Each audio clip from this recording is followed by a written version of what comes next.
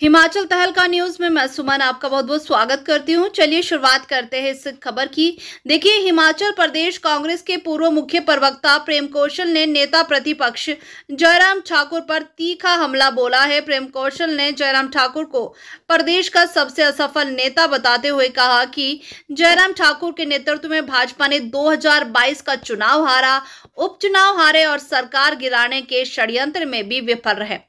उन्होंने कहा कि जयराम ठाकुर और भाजपा नेताओं का दायित्व अपनी केंद्र सरकार के समक्ष हिमाचल के हितों को रखना है, मगर भाजपा नेता केवल खानापूसी करने ही केंद्र जाते हैं। उन्होंने कहा कि भाजपा केवल समोसे पकोड़े पर बात करने वाली पार्टी बनकर रह गई है। अपने कार्यकाल में 32 एक इवेंट के नाम पर 32 करोड़ के टेंट और 6 करोड़ के फुलके खाने वाली पार्टी समोसे पर बात ना करे तो बेहतर है।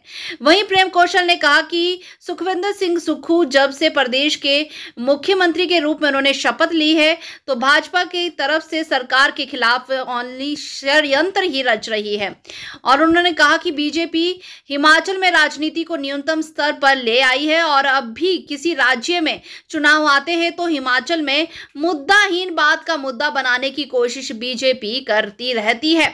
साथ ही उन्होंने कहा कि हरियाणा चुनाव के समय सरकारी अस्पतालों के वेतन भत्ते, टॉयलेट टैक्स और लगेज पॉलिसी पर भाजपा ने दुष्प्रचार किया और अब महाराष्ट्र चुनाव के समय समोसे का जिक्र कर रहे हैं।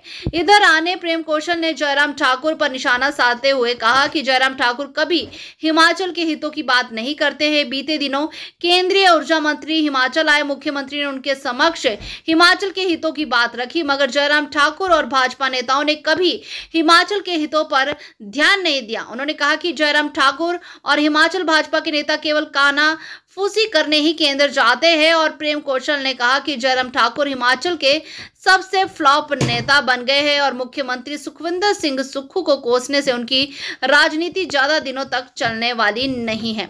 आप सभी दर्शक हिमाचल तहलका न्यूज में बने रहे, उसके लिए आपका बहुत बहुत धन्यवाद।